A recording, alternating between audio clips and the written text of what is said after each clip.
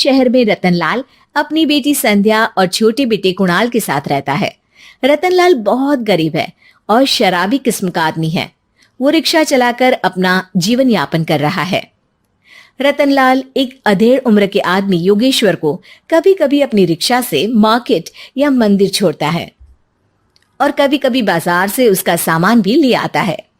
एक दिन रतनलाल योगेश्वर से कहता है, साहब, आपके पास गाड़ी है, फिर भी आप कभी कभी रिक्शा से क्यों जाते हो? इन शहर की गलियों को आराम से देखना मुझे बहुत पसंद है। ठीक है साहब, मैं चलता हूँ, कल फिर आऊंगा। अरे रतनलाल, रुको तो।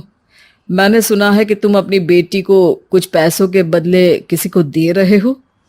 अभी किसी को बेचे नहीं तो क्या करे साहब। एक छोटा बेटा है, उसको पढ़ाना भी है, उसकी देखभाल भी करनी है, और अगर मैं बेटी को घर में रखूंगा तो उसकी शादी कैसे करूंगा साहब। तुमको कितने पैसे मिल रहे हैं? अब 50,000 साहब। देखो, मैं तुमको पूरे 20 लाख रुपए देता हूँ। तुम अपनी बेटी संध्या को मुझे दे दो। हैं? 20 लाख? धन्यवाद साहब, धन्यवाद। मैं कल ही उसे आपके पास छोड़ जाऊंगा साहब। अगले दिन रतनलाल संध्या को हमेशा के लिए योगेश्वर के यहाँ छोड़ आता है और बदले में 20 लाख रुपए लेकर घर आ जाता है। रतनलाल जिंदगी में पहली बार इतने पैसे पाकर बौखला गया। उसने एक अच्छा घर लिया। कुणाल, अब हमें कोई चिंता नहीं है, तो अब अच्छे से पढ़, खूब मन लगाकर पढ़ाई करना। पापा, मुझे पढ़ाई करना अच्छा नहीं लगता। अरे तूने अगर ज्यादा बकवास की ना तो बहुत मारूंगा। कल से तू अच्छे स्कूल में जाएगा तो जाएगा, हाँ बस। कुणाल का एडमिशन एक अच्छे स्कूल में हो जाता है, लेकिन आए दिन स्कूल से शिकायत आती ही रहती है। 10 साल बाद एक दिन प्रिंसिपल मैडम रतनलाल को स्कूल में बुलाती है। रतनलाल, आपका बेटा कुणाल बहुत आवारा हो गया है और ये बिल्कुल भी पढ़ाई नहीं करता है, बल्कि उसका दिमाग गलत कामों में जा रहा है। अब मैं उससे बात करूंगा मैडम। ठीक है, आज ये आखिरी मौका है, अगली बार तो मैं उसे स्कूल से ही बाहर निकाल दूंगी। रतनलाल घर आ जाता है और कुणाल से कहता है, कुणाल बेटा, मैं तुम्हारे ऊपर इतना पैसा लगा रहा हूं, फिर भी तुम स्कूल में सही से क्यों नहीं पढ़ते हो? आप तो रहने ही दीजिए, मैं सब जानता हूं कि ये पैसा कहां से आया है। और वैसे भी अब ये पैसा मेरा है, मेरा जो भी मन होगा मैं करूंगा। आज के बाद मैं कभी स्कूल नहीं जाने वाला। रतनलाल को अपनी बेटी की याद आती है और वो रोने लगता है। 5 साल बाद कुणाल एक दिन एक लड़की को शादी करके घर ले आता है। पिताजी, ये मेरी पत्नी है स्वीटी। तुमने शादी कर ली? हाँ, शादी कर ली मैंने, दिखाई नहीं दे रहा। और अब से आप फिर से कमाना शुरू कर दो, बहुत बैठ कर खा लिया। कुणाल, तुम इस बुड्ढे को घर में क्यों रख रहे हो? देखो ना, ये शराब पीता है, इसे घर से बाहर निकाल फेंको। अरे स्वीटी, ये मेरे पापा है, कैसे बाहर निकाल दूं? और वैसे भी घर में कोई तो चाहिए ना काम करने वाला, नौकर समझ कर रख लो। इस बुड्ढी को तो घर से बाहर निकाल कर ही रहूंगी मैं कब तक इसके लिए खाना बनाऊंगी। स्वीटी एक दिन घर के बाहर पार्क में अपनी दोस्तों के साथ बैठी होती है। तभी वो रतनलाल को बुलाती है। पिताजी, मेरे कमरे में मैं अपना फोन छोड़ आई हूं, जरा ला कर तो देना। हाँ जरूर, अभी लेकर आता हूं। रतनलाल फोन लेकर आ जाता है। कुछ समय बाद स्वीटी के फ्रेंड्स भी चले जाते हैं।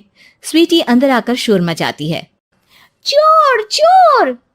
कहाँ है चोर? मुझे तो यहाँ कुछ नहीं दिख रहा। अरे ये अलमारी खुली पड़ी है, जरूर किसी चोर ने ही खोली होगी। अरे कौन आया था यहाँ? यहाँ तो पिताजी आए थे बस। अरे बहू, मैं चोर नहीं हूं।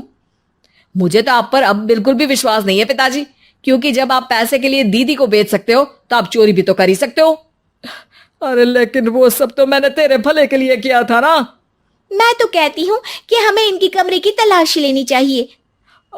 तुम बिल्कुल सही कह रही हो, चलो। स्वीटी और कुणाल दोनों रतनलाल के कमरे की तलाशी लेते हैं और उन्हें वहां स्वीटी की ज्वेलरी और पैसे मिल जाते हैं। मैं तो पहले ही जानता था कि चोर आप ही हो। निकल जाओ मेरे घर से और दोबारा अपनी शक्ल मत दिखाना। रतनलाल आंखों में आंसू लिए घर से निकल जाता है। स्वीटी मन ही मन सोचती है, आज तो मेरी प्लानिंग सफल हो गई। जैसा मैं चाहती थी ऐसा ही किया और बड़ी आसानी से उस बुड्ढी को चोरी का इल्जाम लगाकर घर से भगा दिया। रतनलाल की हालत अब ज्यादा खराब हो गई और वो सड़क पर बैठकर भीख मांगकर खाने लगा। एक दिन वहां एक गाड़ी आकर रुकी और सड़क पर बैठे सभी भिखारियों को अपने सेंटर ले गई। एनजीओ की मालिक संध्या एक एक करके सभी को सुविधा मुहैया कराती है। तभी उसकी नजर रतनलाल पर पड़ती है। पिताजी? संध्या तू? पिताजी, आपकी ये हालत कैसे हुई? ये सब मेरे बुरे कर्मों की सजा है जो मुझे मिल रही है। मुझे माफ कर दे बेटी।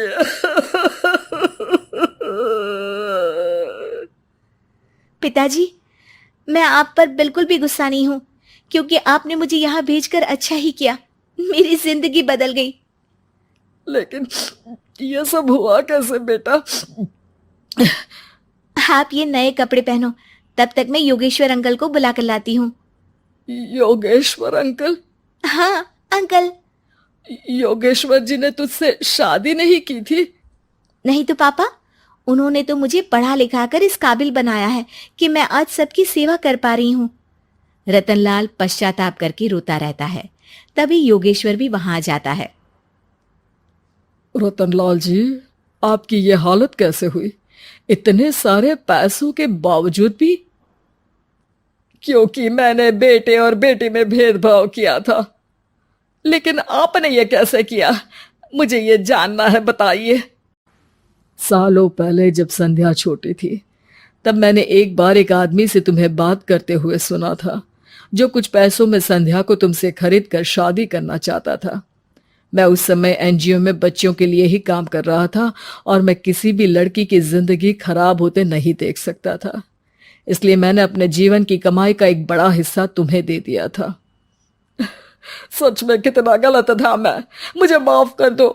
अब आप दोनों मेरे साथ घर चलो और आज मैं अपना सच्चा प्रायश्चित करना चाहता हूं। योगेश्वर और संध्या रतनलाल के साथ घर जाते हैं। स्वीटी दरवाजा खोलती है। चोर भिखारी, तू फिर से आ गया? चल भाग यहाँ से बुड्ढे। ये घर तुम्हारे बाप का नहीं, मेरा है। बाहर निकलो यहाँ से। रतनलाल कुणाल और संध्या को घर से बाहर निकाल देता है। योगेश्वर जी, अब ये घर आपका है और अब आप यहाँ एक और एनजीओ खोल सकते हैं। शायद अब ये सच्चा प्रायश्चित है। संध्या अपने पिता के गले लग जाती है।